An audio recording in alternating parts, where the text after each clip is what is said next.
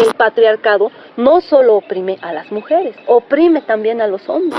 C'est que être femme, ce n'est pas une donnée naturelle. We represent the powerful forces of change.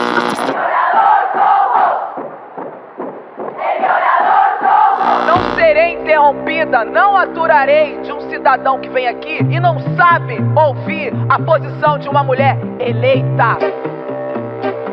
Bem-vindos e bem-vindas ao podcast do Humanas, Pesquisadoras em Rede, o coletivo de mulheres que pesquisam, ensinam e atuam na área das humanidades.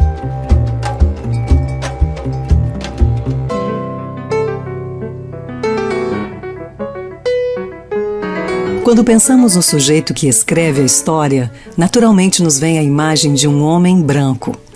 A própria origem do gênero histórico e o surgimento da figura de historiador no Ocidente, no século V a.C., estão associados a dois nomes masculinos, os gregos Heródoto e Tucídides. Séculos mais tarde, a constituição da história como ciência foi um processo que aconteceu em um contexto em que as mulheres estavam ainda destinadas a viver e a atuar prioritariamente no espaço doméstico. E assim, como a própria história da historiografia costuma nos contar, a profissão manteve-se como monopólio dos homens, pois apenas eles possuíam condições específicas para se engajar nas atividades de pesquisa nos arquivos e de ensino nas universidades, atividades nas quais se baseou a história profissional. A primeira mulher a concluir o doutorado em História nos Estados Unidos foi Kate Ernest Levy, que recebeu o grau de doutora pela Universidade de Wisconsin em 1893. Embora as mulheres pudessem estudar em Oxford e Cambridge a partir de 1869, elas continuaram sem receber títulos acadêmicos nessas duas universidades até depois das duas grandes guerras mundiais, no século XX. As mulheres na Universidade de Londres receberam diplomas a partir de 1878. Diferentemente dos Estados Unidos e da Europa, onde as mulheres tiveram acesso à formação universitária no século XIX, no Brasil, as primeiras professoras historiadoras profissionais se formaram nos cursos superiores de História, criados nas décadas de 1930 e 1940, na antiga Faculdade de Filosofia, Ciências e Letras da Universidade de São Paulo e no curso de História da Universidade do Distrito Federal, antiga UDF, atual Universidade Federal do Rio de Janeiro. Tornar-se historiadora no Brasil é o tema do podcast Humanas. Eu sou Glória Oliveira, professora de Teoria da História da Universidade Federal Rural do Rio de Janeiro e farei a mediação deste episódio junto com Ariana Costa, professora historiadora da Universidade do Estado do Rio Grande do Norte. Olá, Ariana. Olá, Glória. Nós vamos conversar com Carmen Kummer-Lieblich, autora da tese Uma História Toda Sua, Trajetórias de Historiadoras Brasileiras, de 1934 a 1990, publicada no ano passado pela editora da Universidade Federal do Paraná. Bem-vinda, Carmen. Bem, Carmen, para dar início à nossa conversa, nós queríamos que você nos contasse um pouco da sua formação, a sua atuação como pesquisadora e também os caminhos que levaram você a se interessar pelas trajetórias das primeiras historiadoras brasileiras profissionais, especialmente as duas gerações de mulheres que se formaram nos cursos de História aqui no Brasil entre as décadas de 1930 a 1990. E como que surgiu a percepção do seu objeto de pesquisa? E na medida que o seu estudo não é apenas uma história das mulheres historiadoras, mas é uma pesquisa que abrange a própria história da disciplina histórica no Brasil, da sua institucionalização nas universidades e nos espaços acadêmicos, como que surgiu o seu interesse em investigar as determinações e condicionamentos de gênero nesse processo? Olá, Glória. Olá, Ariana. Tudo bem?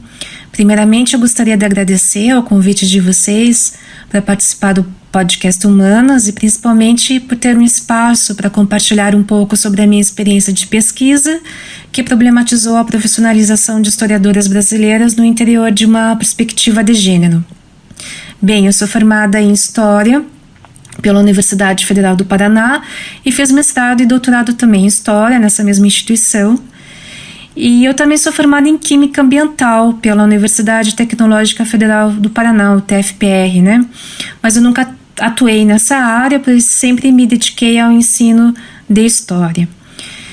O meu mestrado ele foi numa área totalmente diferente do que eu fiz no doutorado. No mestrado eu pesquisei as ideologias de identidade nacional atreladas aos discursos sanitários aqui no Paraná, no final do século XIX e início do XX.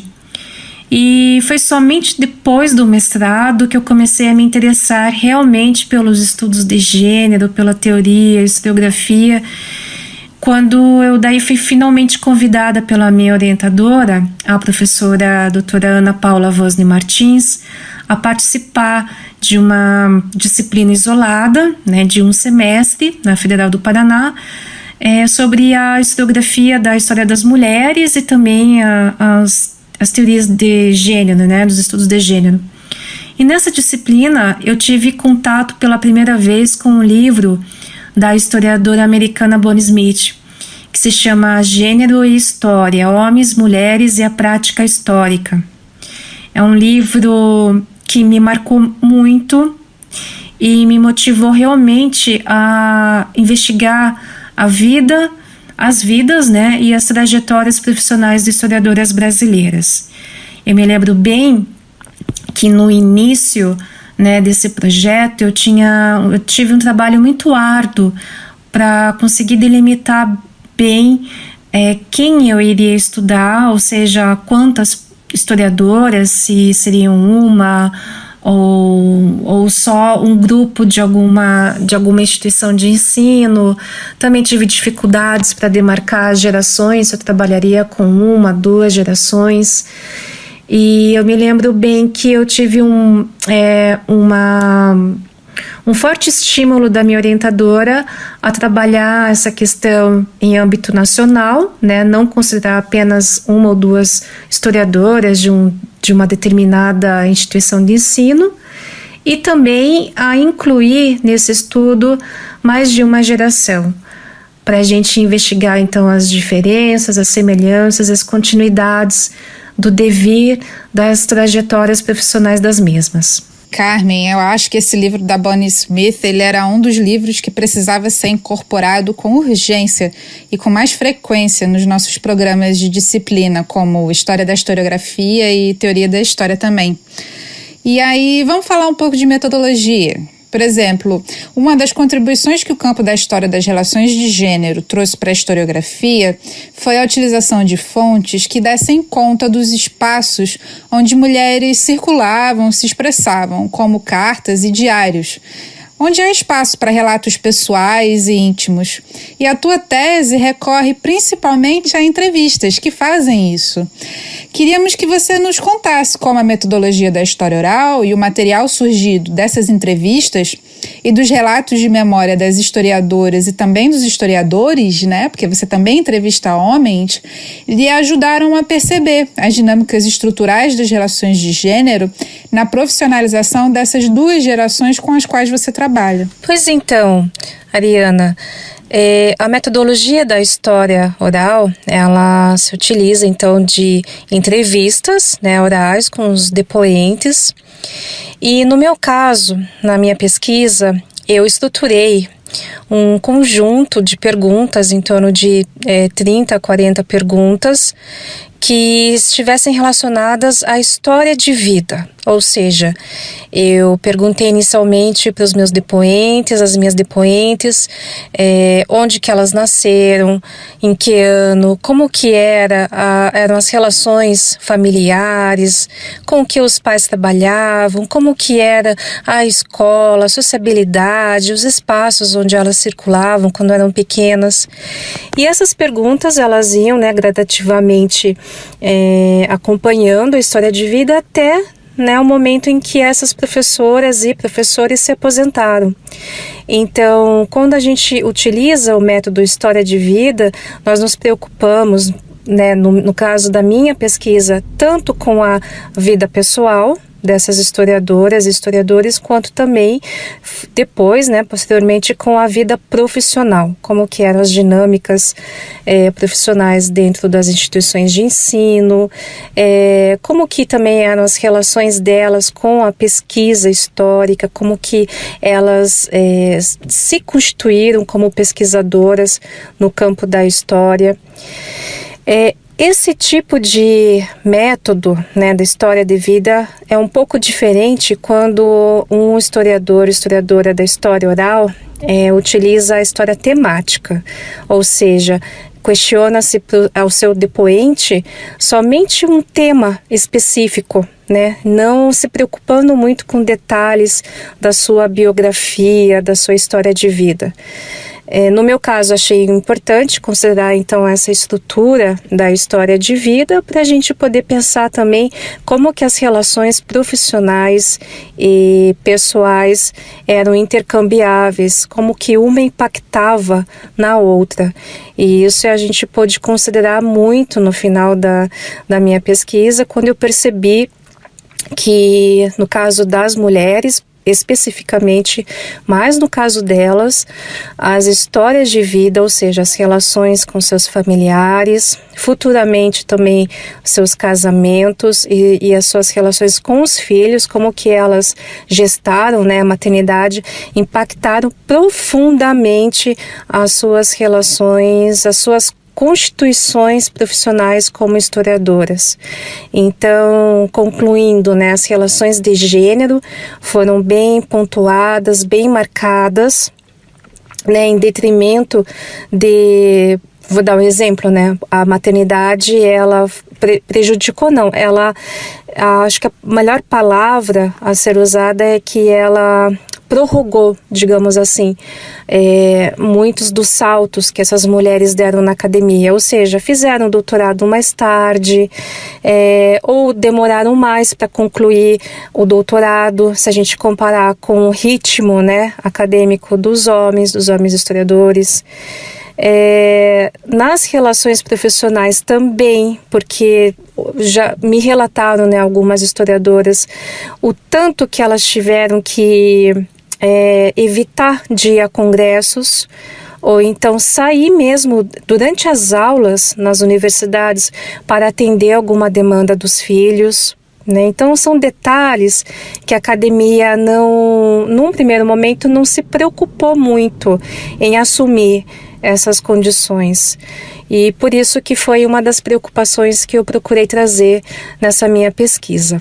Um outro exemplo muito marcante, Ariana, é perceber também que há 30, 40 anos atrás, que foi o momento em que essas mulheres começaram a pensar então fazer o curso de pós-graduação, mestrado, doutorado, para entrarem numa universidade e serem docentes dessas instituições de ensino, elas tiveram que, num primeiro momento, pensar que poderiam fazer um mestrado, doutorado fora do país, que já era algo muito comum há 30, 40 anos atrás. Porém, muitas delas relataram uma enorme dificuldade de sair do Brasil e deixarem muitas vezes maridos, filhos e irem sozinhas fazerem a pesquisa lá fora. Alguns homens com os quais eu tive contato me falaram que isso era muito mais fácil para eles. Por quê? Porque muitas vezes as próprias companheiras, esposas iam junto, né? Elas acompanhavam esses homens nesse percurso acadêmico. Enquanto as mulheres não, muitas delas tinham maridos que trabalhavam aqui e não pensavam em largar o emprego para acompanharem elas, né, nessa vida acadêmica fora do Brasil. Eu achei isso muito importante. Hoje eu percebo que talvez as coisas estejam mais diferentes, né? Mas para muitas mulheres fazerem um mestrado, um doutorado e que tinham um prestígio muito grande, né, numa titulação, foi um ponto realmente muito difícil. Bem, nós vamos retornar mais à frente a esse tema da relação entre maternidade e carreira acadêmica. Eu queria agora abordar com você a questão das duas gerações de trajetórias de historiadoras que você estuda.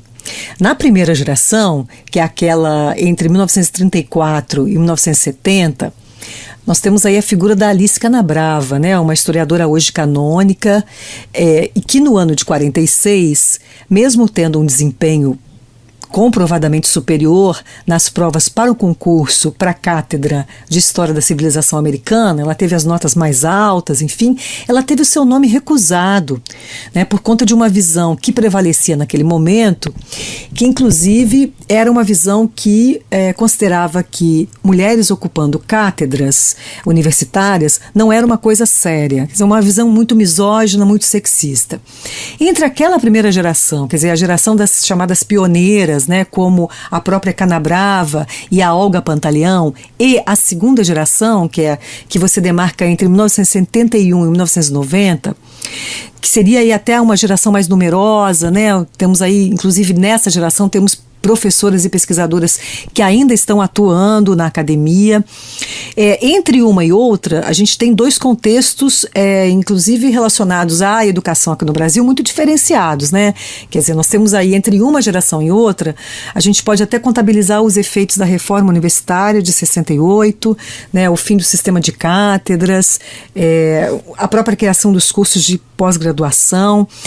Queria que você falasse mais, Carmen, como que você chegou nesse recorte dessas duas gerações de historiadoras e quais foram as principais transformações que você observou nas trajetórias dessas historiadoras em relação ao seu problema de pesquisa, ou seja, em relação aos condicionantes de gênero enfrentados na academia. Glória, é muito interessante você ter trazido a questão da Alice Canabrava, né? Lembrando então que ela tentou o concurso para professora catedrática na Faculdade de Filosofia, Ciências e Letras da Universidade de São Paulo, né, atualmente a USP, e ela não passou, mesmo tirando as melhores notas. Ela ficou em segundo lugar e um outro candidato masculino ficou em primeiro lugar, sendo que ele tinha notas inferiores comparado às dela. Ninguém sabe o que aconteceu, não existe nenhuma ata e nenhum documento oficial, o que motivou esse candidato a ficar em primeiro lugar, mas isso causou um profundo ressentimento na Alice Canabrava. Ela ficou muito inconformada, que isso lhe pareceu muito injusto, e ela não quis mais permanecer na Faculdade de Filosofia. Pois bem, no ano de 64 foi criada a Faculdade de Ciências Econômicas e Administrativas da USP e com ela o Instituto de Administração. E a Alice então ingressou no Instituto de Administração e um pouco mais tarde ela passou a reger a Cátedra de História Econômica e Geral. Deixa eu me lembrar, é História Econômica Geral e Formação Econômica do Brasil, se não me engano, da Faculdade de Ciências Econômicas e Administrativas. E em 51, que ela fez uma tese, né, em relação ao desenvolvimento do algodão em São Paulo, e daí ela conquistou o concurso de cátedra. E é bom lembrar que ela foi a primeira mulher a assumir uma cátedra na Universidade de São Paulo, certo? Bem, continuando a sua pergunta em relação às gerações, uma diferença que a gente pode pensar em relação às duas gerações estudadas, naturalmente o contexto é o contexto acadêmico na qual elas atuaram, né? Lembrando que as gerações, elas não são algo muito linear, né? A gente tem que sempre falar que uma se sobrepõe à outra. A primeira geração, auto-identificada e também considerada pela memória profissional como a geração pioneira, encontrou um quadro institucional e docente profundamente hierárquico, né, e masculino, representado pela notabilidade das cátedras e pela completa ausência de mulheres em cargos de poder, né, de diretoria e até mesmo como professoras. Nas histórias da Olga, da Olga Pantaleão, da Alice Canabrava, da Eulália Lobo, da Marieda Linhares, nós observamos então a construção, que a construção das carreiras dependia em grande parte das indicações, né, dos comissionamentos e dos convites pessoais. Então as ligações de amizades eram muito importantes para que um recém-formado historiador pudesse vir a ser um dia um docente da universidade. E esse cenário se transformou profundamente na década de 60 com a reforma universitária, que foi mais ou menos por volta de 1969, né? As historiadoras, então, que desejaram e puderam fazer carreira na universidade, elas precisaram lidar com espaços amplamente ocupados pelos homens, né? Isso não só no curso de História, e criar, assim, estratégias de inserção. Eu vejo que Alice Canabrava, por exemplo, ela criou uma estratégia de inserção. Ela viu que em História ela não conseguiria almejar o cargo pretendido, então ela foi para o Instituto de Administração. E as ações, né, conferidas na projeção e legitimação dos trabalhos, digamos assim, dessas pioneiras, ao meu ver, foram objetivas e muito conscientes, né? Então nada foi por acaso, nada foi assim sem querer, né? Tanto as suas obras quanto as ações podem ser tomadas dentro de um espaço acadêmico que refletiam assim a vontade de poder. O poder, a gente nunca... É muito difícil de trabalhar com a questão da vontade do poder, principalmente quando a gente relaciona isso ao feminino, ao mundo feminino. Mas em determinado momento, eu precisei falar muito de poder, de ambição, de busca profissional, que foi algo muito importante assim na vida dessas historiadoras para então trilharem, né, suas trajetórias no meio acadêmico. Em relação já à segunda geração, a gente já vê um contexto acadêmico muito diferente, né, do que a primeira enfrentou. Já não tinha mais as cátedras, as relações já não eram mais tão hierárquicas, existiam mais mulheres, né, do que homens em determinados contextos, como universidades. A gente tem uma diferença entre a Federal do Paraná e depois também da USP, enfim.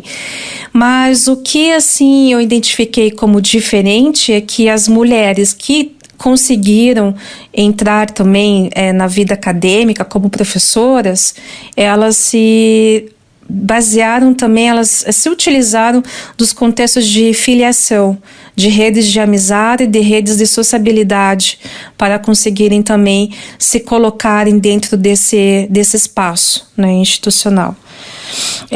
As relações hierárquicas eram muito menos rígidas, né? Como eu percebi nas entrevistas, as historiadoras colocam seus orientadores e mestres como os interlocutores, né? Diferente da primeira geração, que os professores não eram interlocutores, eram somente assim aqueles senhores que tinham o poder do conhecimento e que transmitiam esse conhecimento, que eles, alunas, não podiam oferecer nada. Ao contrário da segunda geração, que você não vê mais isso. Existe uma ruptura, uma quebra, né? Então, professor e aluno já são interlocutores. E elas eram também participantes de uma relação, então, dialógica de igualdade, né? Então, não seria muito exagerado se a gente invocasse a existência de amizade mesmo, né?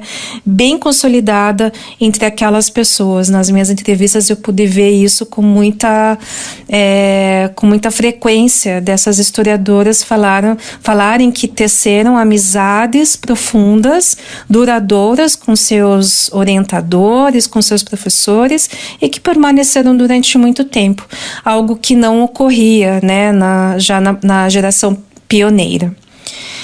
E os relacionamentos mais flexíveis, né, entre estudantes e professores, então, nessa segunda geração, sugerem que a inserção delas, né, no campo acadêmico e deles também, né, deu-se basicamente por filiação relacionada aos campos teóricos. Então, a filiação ela foi um dos principais instrumentos utilizados, né, pelos futuros profissionais da história. Por ela, a pessoa era incluída em espaços, né, de sociabilidades que proporcionavam contatos, depois ingresso na pós-graduação, ter bolsas de pesquisa, conseguir intercâmbios, né, fora do Brasil e consequentemente ter um prestígio na vida acadêmica, né, foi por meio dessa filiação. Contudo, só acho importante assinalar também que eu não intenciono com isso opor uma geração à outra, né? Pois as transformações sociais, né, no campo acadêmico, elas não são lineares, pelo contrário, elas são descontínuas, elas estão sempre em processo. E às vezes em ritmos muito lentos, né? Principalmente se a gente perceber as nuances, as diferenças entre uma universidade e outra. Então, enfim, Glória, eu acredito que tudo isso, né, comparando essas gerações, significa dizer que os quadros institucionais, eles podem coexistir e por isso indicam mudanças, deslocamentos e permanências. Mas a gente consegue perceber esses quadros institucionais bem definidos assim em cada contexto, em cada época. Carmen, quando você fala sobre o concurso da Alice, acho que muitos de nós nos identificamos com essa história de ter que trabalhar 2 ou 3 vezes mais para ter o mesmo reconhecimento ou conquistar as mesmas posições que alguns de nossos colegas homens, né? Eu me lembro quando eu estava fazendo a pesquisa para minha tese, que eu encontrei no acervo dela, da Alice Canabrava, no IEB, uma carta da Paulette Brodel, a esposa do Brodel. Por ocasião do falecimento dele, ela estava falando com alguns ex-alunos e ex-alunas para escreverem memórias sobre suas relações com ele. E aí, na tentativa de convencer a Alice, ela escreve assim: você sabe como você era a querida dele, porque naquela época você era a única que estava fazendo história do Brasil, né? E, no entanto, infelizmente, a história que a gente sabe é que, mesmo assim, ela precisou batalhar muito para conquistar um posicionamento, né? Posicionamento não, uma posição na universidade. Mas vamos lá, vamos passar para uma outra questão, que é sobre a gravidez, a sua gravidez, que você fala na sua tese. Você diz que estar grávida durante algumas das suas entrevistas fez com que seus entrevistados e entrevistadas desenvolvessem uma conexão com você, né? Porque, inclusive, muitas deles e delas nem falavam das questões de gênero, questões de maternidade, só faziam isso quando viam a sua barriga, né? Então, eu queria que você falasse sobre como é que foi que essa experiência da maternidade impactou na sua própria pesquisa e que você comentasse também o fato de que muitos desses professores e professoras, então, sequer consideram a questão de gênero como elemento relevante na definição de suas carreiras, né? Como foi que você elaborou essa aparente invisibilidade ou silêncio em torno das questões de gênero na sua tese? Ariana, essa pergunta é ótima, porque ela traz muitos desafios, assim, analíticos, né, pra gente pensar, e importantes também. Quando a gente trabalha com história oral, a gente aprende, assim, nem tanto na teoria, mas mais na prática mesmo, que é importante a gente estar conectado, né, com o nosso depoente, ter algum vínculo, ter algum elo de aproximação para que a entrevista flua, para que ele se sinta à vontade, para que também a gente, como entrevistadores, nos sintamos à vontade a perguntar determinadas questões para aquele depoente. E sem o vínculo, eu acredito que é muito difícil a gente extrair, assim, a gente conseguir realmente ter uma entrevista boa. No meu caso, eu tive sorte, porque eu tinha 2 vínculos, eu tinha, 2 elos importantes. Primeiro, eu era historiadora, assim como elas, né? Passei pelas mesmas experiências sociais na academia, enfim. Tem aí a questão da afinidade, do reconhecimento do par, né? Que não é muito comum para quem trabalha em história oral. Geralmente a gente entrevista pessoas que têm experiências sociais, profissionais totalmente diferentes, né? E o segundo é como você bem pontuou, a gravidez, né? Eu sou de Curitiba e fiz muitas viagens, então, especificamente para São Paulo, Campinas, Rio de Janeiro, Niterói, durante a gravidez, né? E depois, quando eu já estava amamentando. Eu descobri a minha gravidez em São Paulo e foi na primeira entrevista que eu fiz. Então, eu estava, assim, super nervosa, que era a minha primeira entrevista, né, de história oral, ainda mais com uma historiadora de renome, super conhecida, com uma carreira brilhante, que eu lia seus livros na minha graduação. Então, na minha cabeça tinha todo aquele imaginário, né, que nós, quando somos alunas, temos em relação àqueles grandes nomes que aparecem nas bibliografias, nos livros, etc. E mais a descoberta da minha gravidez. Então eu não conseguia, me desculpa falar nesses termos, eu não me aguentava, né, de felicidade, de euforia, enfim. E eu cheguei a relatar esse acontecimento, que era a minha primeira entrevista, que eu estava grávida, tinha descoberto naquele dia e tudo mais.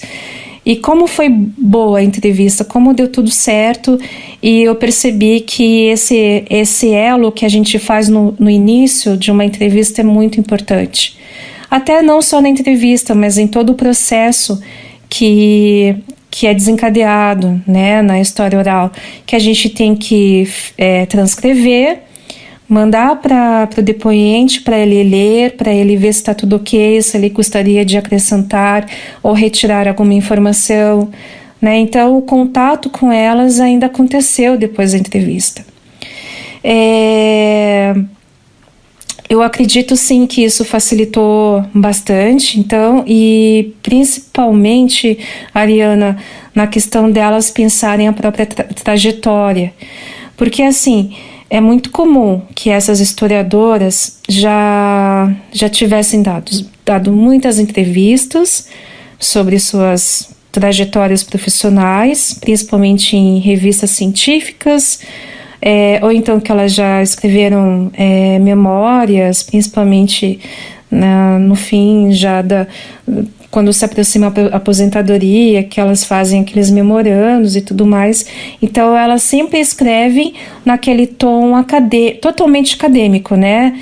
Quantas obras escreveu, quantas pesquisas realizou, quantos alunos orientou, enfim. E quando elas perceberam que não, mas espera, o que estava no fundo do palco que me possibilitou chegar aqui? Entende? O que eu tive tudo que batalhar, que sacrificar, que realmente conciliar, apesar de que eu não gosto desse termo conciliar, porque é impossível conciliar dá o tom de que no final das contas deu tudo certo, e não é bem assim. No final das contas sempre há muitas perdas, sabe? Muitas coisas deixadas de lado, principalmente na vida pessoal. Então, quando eu trouxe a questão de gênero mesmo nas entrevistas, eu pude perceber que, eu até tinha comentado isso já antes para outras pessoas que me perguntaram, que no começo da entrevista elas não percebiam muito a questão de gênero presente na vida delas. Mas à medida que as perguntas iam desenrolando, que elas iam respondendo, no final da entrevista, o olhar já era totalmente diferente. Elas perceberam quanto as questões de gênero impactaram profundamente a vida acadêmica delas, seja no sentido positivo ou negativo, enfim, cada pessoa tem uma história própria. E daí no final, com a escrita mesmo, com a reunião dessas entrevistas, eu pude perceber o quanto ainda nós estamos muito, muito, muito longe de perceber esses condicionantes que sim estão ligados às questões de gênero, às relações de gênero, determinam, atravessam, influenciam as nossas escolhas, as nossas posições na vida acadêmica, né? Que é muito diferente do registro de classe. Era muito notável por parte de muitas historiadoras e principalmente dos historiadores que para eles era muito natural, na verdade, que o registro de classe, ou seja, a posição socioeconômica deles, né, estivessem mais melhor, era mais claro para eles analisarem isso na vida deles. Era isso que eu gostaria de dizer. Então, assim, eu via muito deles, porque eu vim de uma família muito humilde e com meu esforço, com meu sacrifício, eu subi na vida. Foi por meio da história que eu consegui ter uma posição mais privilegiada em termos socioeconômicos. Então, para eles era muito mais claro a questão de classe e não de gênero. Então, era essa problemática que eu quis trazer, né, na minha pesquisa, como esses registros estão presentes nas nossas vidas, e infelizmente eu não pude contemplar um outro registro, que é o da etnia, né, da questão também, digamos assim, racial, que envolve, que está presente na vida de todos os acadêmicos, seja da história ou, né, outros cursos. Bom, Carmen, o título da sua tese, que é Uma História Toda Sua, remete ao célebre texto da escritora inglesa Virginia Woolf. Ela escreveu lá em 1928, né, esse texto em que ela dizia que as mulheres precisavam ter dinheiro, né, independência financeira e um teto todo seu se pretendiam se tornar escritoras de ficção.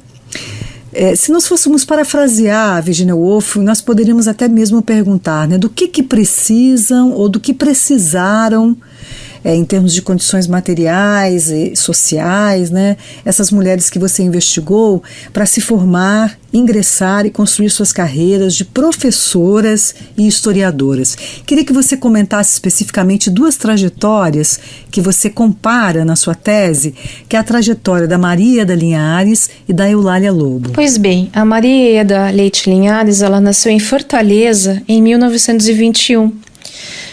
As origens sociais e familiares dela aparecem com muita frequência, né, em suas entrevistas e depoimentos, e ela conta muitas experiências de vida dos seus pais. Então ela sempre traz um sentimento de pertencimento, né, uma história familiar única, singular, acompanhada pela consciência e valorização da influência materna e paterna em suas vidas. Ela conta muito nesse sentido que ela recebeu muito estímulo para buscar independência financeira e autonomia intelectual também, o que não era muito comum, né, na educação feminina nas primeiras décadas do século XX. Por conta de situações financeiras, a família dela precisou se mudar para o Rio Grande do Sul em 1929, porém eles não ficaram muito tempo lá, porque em 1933 eles se mudaram definitivamente para o Rio de Janeiro. E daí a Maria Ieda terminou, né, ou concluiu o curso primário e secundário no Rio de Janeiro, sendo que quando ela completou 17 anos, em 1939, ela se matriculou, né, ela fez um exame, como se fosse o vestibular, e se matriculou no curso de História da antiga UDF, que era a Universidade do Distrito Federal. 2 anos depois, em 1940, ela conseguiu uma bolsa de estudos para estudar em Nova York. E ela se mudou, ela foi morar sozinha em Nova York, morou junto com uma família, que ela era babá, cuidava dos filhos dessa família e estudava também. No entanto, ela precisou retornar ao Brasil por um motivo muito especial. O pai dela alegou que eles estavam com problemas financeiros e que ela precisaria retornar para fazer a complementação, né, da renda. E ela voltou. Ela voltou em 42, interrompeu os estudos em Nova York. E assim que ela voltou, ela começou a trabalhar como técnica administrativa de um instituto chamado DASP. E em 1944, então, ela se diplomou em História na UDF. Mas assim, nos relatos dela, ela conta que significativamente o ponto mais importante na trajetória dela começou em 1946, quando ela recebeu o convite para ser assistente do professor Carlos Delgado de Carvalho. E esse convite se deu por relações familiares, que ele era muito amigo da família. A sua aproximação, então, com a cadeira de História Moderna e Contemporânea, ela alimentou, assim, né, os seus estudos referentes às relações internacionais. Então, nesse contexto também, não só de pesquisa, a Marieta conheceu um grupo muito grande de pesquisadores, entre eles o Arthur Weiss, o Francisco Falcon, a Valentina Rocha Lima. Mais tarde, ela conheceu o Ciro Flammarion Cardoso, o Pedro Celso Shoa Cavalcante, e começou a aprofundar também essas relações, né? É importante até salientar que ela circulou em vários espaços sociais, acadêmicos, conheceu o Carlos Drummond de Andrade, o Darcy Ribeiro, o Sérgio Buarque de Holanda, o Carlos Marighella, enfim. E também foi nessa época, então, que ela começou a se interessar por pesquisas sobre o Egito e a política inglesa no Oriente, né? Tanto é que ela se aproximou muito do tema do Oriente Próximo, né? Ela tentou, então, o concurso de livre docência e conseguiu em 1953, e mais tarde ela foi convidada para ser a sucessora do Carlos de Carvalho na Cátedra de História Moderna e Contemporânea. Isso aconteceu em 1957, e ela tinha 36 anos de idade quando ela prestou esse concurso. Mas quando a década de 60 iniciou e a ditadura militar com o golpe e tudo mais, ela tem uma passagem bem difícil na academia, né? Principalmente em relação ao professor Heremildo Viana, que não deixou boas memórias, né, para Marieta e praticamente também para toda a geração de historiadores da Faculdade Nacional de Filosofia, né, que agora é a Federal do Rio de Janeiro. Ele foi responsável, então, por denunciar, né, os órgãos de segurança da ditadura militar, os professores, que mantinham posições políticas antagônicas à ditadura. E ela sofreu perseguição de Heremildo Viana, chegou a ser presa 3 vezes, né, na década de 60, e assim como outros professores, ela foi aposentada compulsoriamente. Quando ela foi aposentada, ela recebeu um convite do Fernando Brodel para morar na França. E ela ficou lá, então, de 69 a 74, 5 anos. Quando ela retornou, então, ao Brasil, ela já estava aposentada pelo AI-5. Ela estava proibida de atuar na universidade. Ela encontrou muita resistência para trabalhar no setor privado, nas universidades privadas, e ela também foi impedida de assinar as traduções que ela fazia, que era um modo como ela estava se sustentando, assinando traduções. E foi somente em 76 que ela conseguiu retornar aos poucos, né, à vida acadêmica, quando ela foi convidada por um grupo de economistas e cientistas sociais para participar de um seminário sobre o desenvolvimento agrícola, organizado pela FGV, né? E apesar dela ser uma estudiosa, né, das relações internacionais, ela aceitou o convite, o desafio, e fez uma comunicação sobre a história da agricultura brasileira. Aí 2 meses depois ela recebeu um convite para estruturar um programa de pesquisa sobre a agricultura brasileira, né, no FGV, e assim ela foi pesquisadora, professora de mestrado, diretora do programa, e nessa experiência que ela recebeu um apoio fundamental do Ciro Flammarion Cardoso, e também do Francisco Carlos Teixeira de Silva, com quem ela estabeleceu uma longa e duradoura parceria intelectual e de amizade. Mas sem sombra de dúvidas que foi a década de 70, né, que a Maria Ieda, ela formou um grupo muito interessante, muito importante para a historiografia brasileira, um grupo no Rio de Janeiro que tinha intercâmbio também com o grupo de São Paulo, e que eles tinham a convicção assim que tinham que buscar fontes oficiais, né, mantidas em arquivos e tudo mais, para diversificar as interpretações da história brasileira e gerar novos rumos de pesquisa. Uma dessas pesquisas mais profícuas incidiu na história da escravidão, da agricultura também, e daí a Maria Ieda, ela teve uma liderança muito importante nessas pesquisas na década de 70 e que refletiram grandemente na historiografia brasileira. Sim, Carmen, como você bem destacou, a Maria Ieda Linhares teve uma contribuição importante para a área de pesquisas, né, para os estudos de história agrária aqui no Brasil, né? Ela faleceu em 2011, já com seus méritos também amplamente reconhecidos, era professora emérita da UFRJ, e ela se dedicou, de fato, aos últimos anos a essa criação dessa linha de pesquisa em história agrária aqui no Brasil, e acabou formando também muitos orientandos, né, muitos sucessores, vamos chamar assim, né? Só para lembrar que, além das obras da historiografia propriamente de história agrária, né, história da agricultura brasileira, enfim, a Maria Ieda Linhares organizou e dirigiu uma História Geral do Brasil, que foi publicada pela editora Campos em 1990. Mas vamos falar agora de outra trajetória, de outra historiadora, também nascida nos anos de 1920, que é a Eulália Lobo, que tem uma trajetória também com pontos em comum com a Maria Ieda Linhares, mas também tem aí uma trajetória singular. Professora Eulália Maria Lobo, né, que nasceu em 1924 no famoso bairro de Botafogo, no Rio de Janeiro. Ela vem de uma família realmente muito abastada, que pôde proporcionar a ela ótimos estudos. Ela tinha tutores que ensinavam a ela e aos seus irmãos também disciplinas bem específicas como matemática, artes, teatro, biologia, e ela também teve contato com língua estrangeira, especificamente o francês.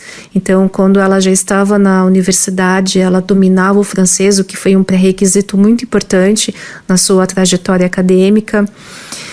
E quando ela terminou o ginásio com 17 anos, né, em 1941, ela ingressou por meio do vestibular no curso de História e Geografia da Faculdade Nacional de Filosofia. E é importante lembrar também que ela relata com muita consciência que ela foi estimulada pelos pais a ler, a questionar e a entrar, a se envolver com essa área de humanas, o que não era muito comum na cultura doméstica, né, das mulheres dos anos dourados. Enfim, ela concluiu o curso de História no mesmo ano que a Maria Ieda concluiu, em 1944, e em seguida ela fez uma pesquisa e defendeu, como se fosse um doutorado, uma tese. O título dessa tese era Administração Colonial Luso-Espanhola na América. E daí, depois que ela defendeu essa tese, ela quis publicá-la. Então, ela mesma financiou a edição, a publicação. Ela conseguiu vender todos os livros dessa primeira edição. E, em seguida, ela persistiu numa pesquisa que precisaria de uma bolsa de estudos, que era então a tese de livre docência, intitulada Caminho de Chiquitos às Missões Guaranis, que foi defendida em 1958. A gente tem que lembrar também que a oferta de bolsas de pesquisa e a promoção de eventos acadêmicos eram muito escassas, né, até a década de 70. Foi a partir da década de 70 por meio dos cursos de pós-graduação que as pesquisas tornaram-se mais frequentes, comuns e institucionalizadas. Antes disso era muito difícil. Mesmo assim, né, conforme os relatos da Eulália, ela diz que com muito engenho e arte, né, diplomacia, era uma pessoa muito diplomática, ela obteve êxito, né, obtendo então uma bolsa, ela obteve êxito com uma bolsa da CAPES, né, por meio de muita conversa com o diretor na época. E assim como a Marieda, ela foi também aposentada compulsoriamente, né, em 1969, ela foi presa também, ficou uma semana presa, e também foi um evento bem dramático, assim como a Marieda e os outros profissionais, teve um embate muito grande em relação à ditadura militar, e foi também, acho que foi uma trajetória também muito dramática nesse aspecto, né, podendo só retornar às atividades acadêmicas no final da década de 70, início de 80, quando daí essas mulheres e também historiadores conseguiram então voltar à academia e institucionalizar os cursos de pós-graduação, que daí sim promoveram toda a modificação do nosso conhecimento, da nossa historiografia. Então, aqui eu tentei trazer um pouco da trajetória dessas mulheres que realmente enfrentaram divergências, um contexto muito árduo, né, a partir da década de 60, para tanto poderem trabalhar nas universidades, porque tinha todo o problema, né, da ditadura militar, quanto também para institucionalizar um saber que foi realmente formatado, né, a partir dos cursos de pós-graduação. E assim, o interessante, né, para a gente perceber, Ariana e Glória, é que os relatos de historiadoras, e não só delas, historiadores também, revelam que as trajetórias profissionais as conduziram para caminhos diversos e, por vezes, muito afastados da pesquisa e da docência. Então, existe uma multiplicidade do campo de trabalho do historiador, dentro e fora das universidades. Isso é muito elucidativo no sentido da gente perceber como o prestígio e o reconhecimento eles podem ser construídos de outras formas também, em outros círculos, né, que superam o restritivo modelo de produtividade acadêmica, que a gente sabe muito bem como funciona. Então, muito dessas pioneiras, e eu acho que não apenas da história, mas de diversos outros campos do conhecimento, né, tiveram que ocupar cargos de chefia e de coordenação de departamentos, associações, editoras, conselhos, e são atividades que configuraram até certo ponto o empoderamento a essas mulheres, né? Afinal de contas, elas estavam inserindo-se pouco a pouco, né, nos espaços de poder nos quais decisões importantes eram tomadas. E só para concluir a sua pergunta inicial, quando você trouxe a questão da Virginia Woolf com um teto todo seu, eu acredito também que a gente deveria, sim, problematizar as trajetórias acadêmicas nas universidades a partir desse ponto do próprio sustento que o pesquisador tem que ter, de condições materiais favoráveis para que ele consiga se estabelecer na universidade. Eu lembro bem que, tanto no caso da Marieda quanto da Eulália, as duas tiveram, a partir das suas famílias e daí nos seus casamentos, uma oportunidade para que isso acontecesse, né? No sentido de que os seus maridos, eles proporcionaram um modelo de sustento que permitia que elas continuassem na vida acadêmica, mesmo com as dificuldades depois vindas, que vocês perceberam, elas não tiveram uma profissionalização estável, né, linear, não, foram altos e baixos. Então, o que favoreceu para que elas realmente permanecessem, né, na vida acadêmica e depois conseguissem se estabilizar? Havia então uma família por trás, né, que proporcionou então essas condições. Eu acho que isso tem que ser sempre bem colocado quando a gente pensa no estabelecimento, né, de profissionalizações na universidade.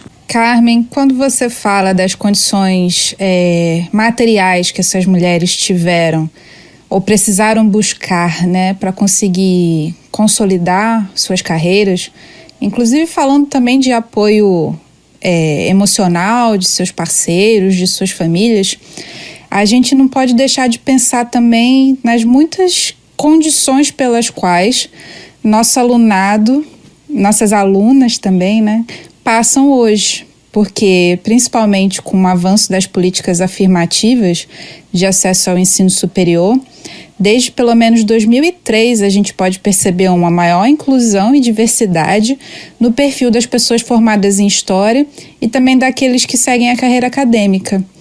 Na sua visão, Carmen, que tensões e desafios, novos ou antigos, esse novo perfil tem trazido para pensarmos as dinâmicas dessas relações na universidade? Você trouxe uma questão realmente muito importante, necessária, Ariana, sobre as políticas afirmativas de inclusão que desde pelo menos 2003 possibilitou o ingresso, né, de um número considerável de alunos e alunas que sem elas praticamente teriam mais dificuldades, então, de ingressar, de fazer um curso superior. Resumidamente, nós estamos falando principalmente dos afrodescendentes, né, e de uma população que tem uma renda muito baixa aqui no Brasil e que, mesmo estando, então, na universidade, enfrentam desafios diários para concluírem e permanecerem nela, né. Estamos falando de um dia a dia que tem que ser realmente examinado, problematizado e solucionado, né, dentro de um contexto aí que permita que essas pessoas possam concluir.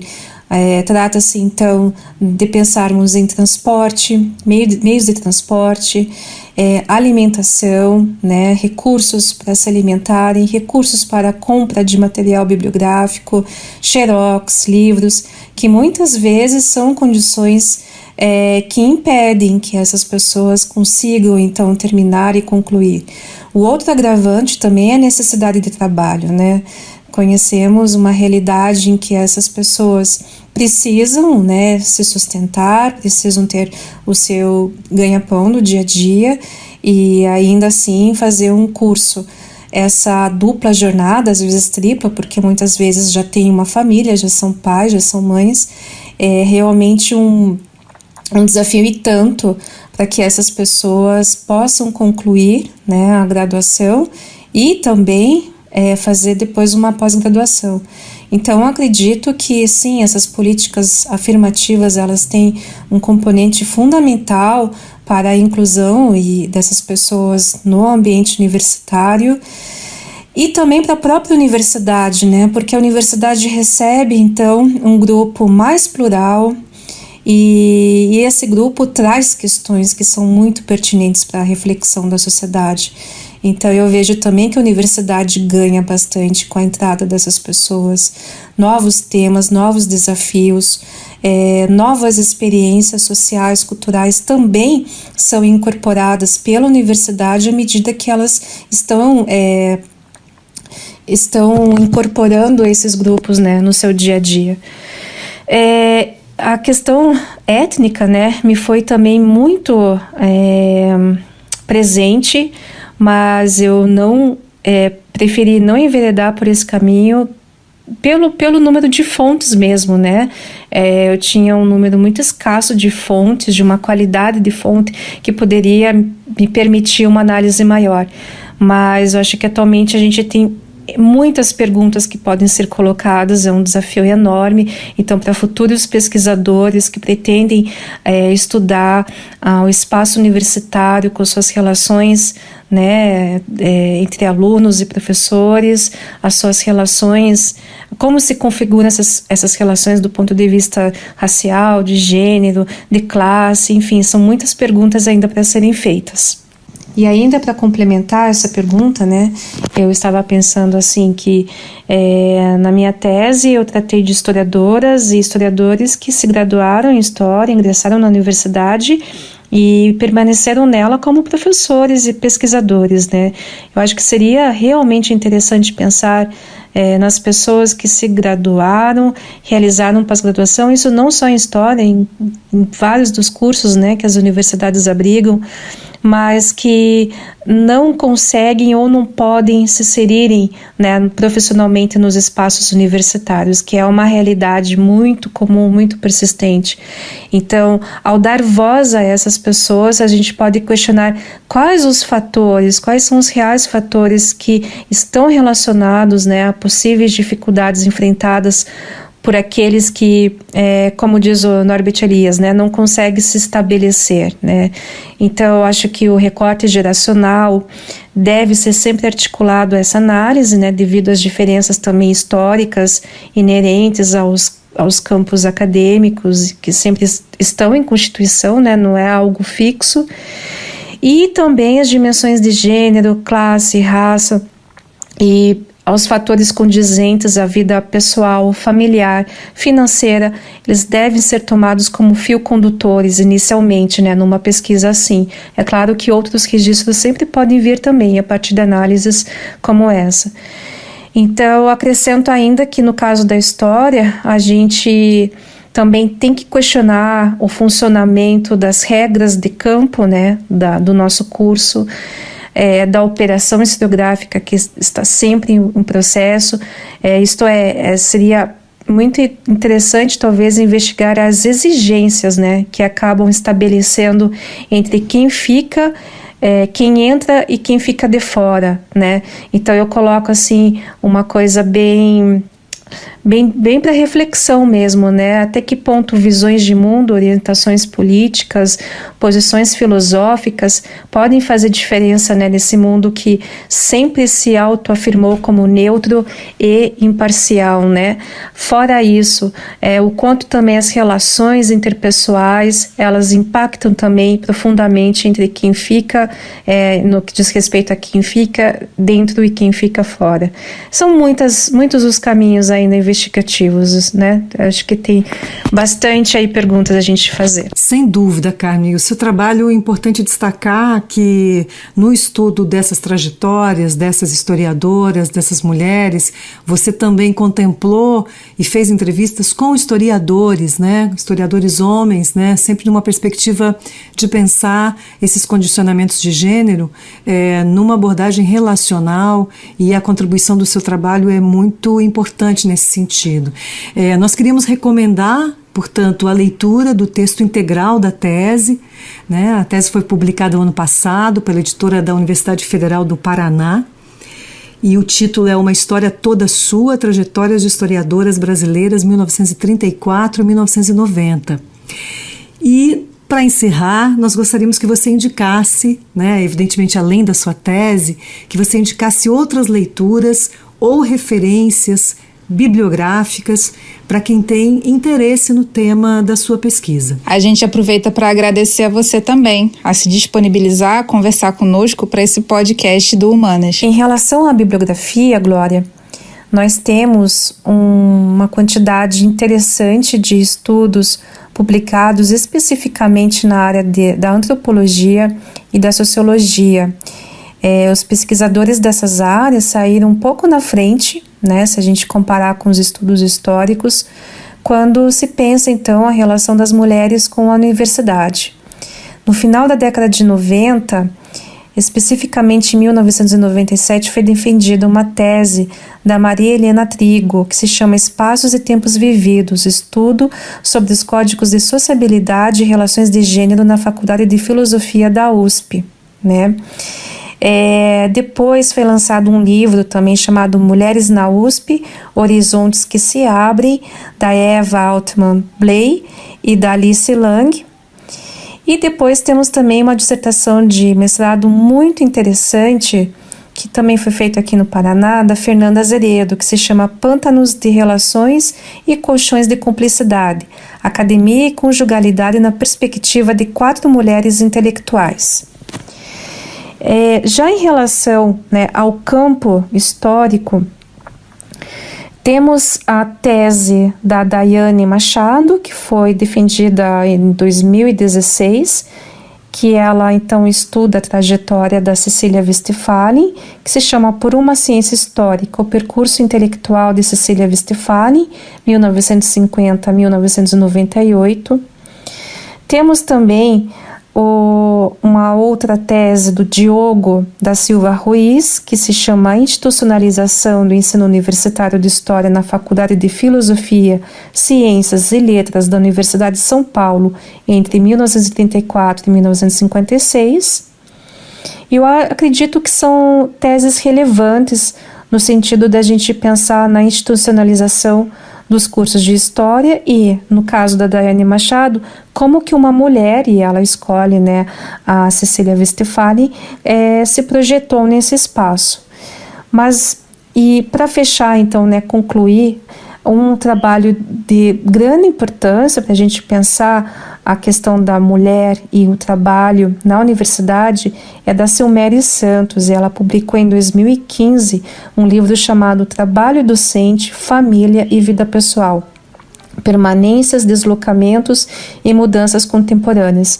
Então, eu acredito que, tendo como base a configuração do campo da instituição, né, da universidade, que alguns historiadores como o Diogo da Silva Ruiz fez muito bem, e ter mais a compreensão da projeção dessas mulheres nesse espaço, né, condicionado às questões de gênero, a gente consegue fazer perguntas e problematizar algumas questões aí ainda bem interessantes que tem um caminho muito grande aí, muito denso para a gente mergulhar. Me despeço então, mandando um grande abraço a vocês duas, Ariana e Glória, e novamente agradeço então o convite para participar do podcast Humanas. Um grande abraço a vocês, até a próxima. Muito obrigada, Carmen, pela conversa. E lembrando que você pode conferir as dicas de leitura no texto de descrição que acompanha este episódio. Este foi mais um podcast do Humanas, Pesquisadoras em Rede, que hoje conversou com Carmen Kummer-Lieblich sobre tornar-se historiadora no Brasil. Acompanhe a publicação de conteúdo em nosso site humanasrede.com e nas redes sociais Facebook, Twitter, Instagram e YouTube, e você fica sabendo dos nossos próximos episódios. Até lá!